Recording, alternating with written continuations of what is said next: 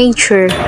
The morning sun, a golden thread, weaves through trees where shadows spread.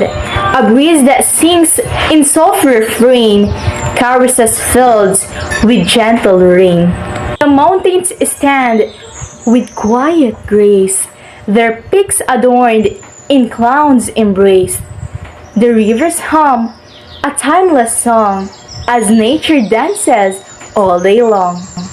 The flowers bloom in vibrant hue, their colors bright, a stunning view.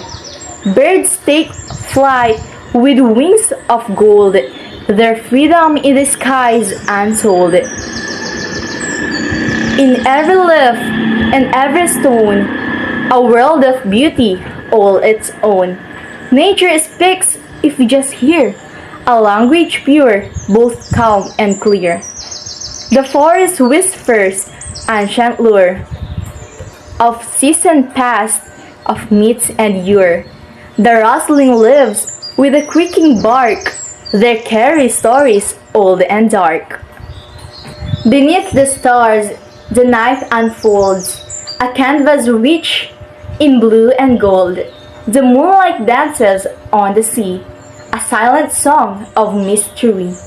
The oceans roar with power depth, their secrets buried in the sweep of waves that crash against the shore, and yet they yearn to tell us more. The deer in woods, the fox at play, the creatures wake to greet the day. Each heartbeat sync with Earth's own rhythm, a melody that heals unspoken.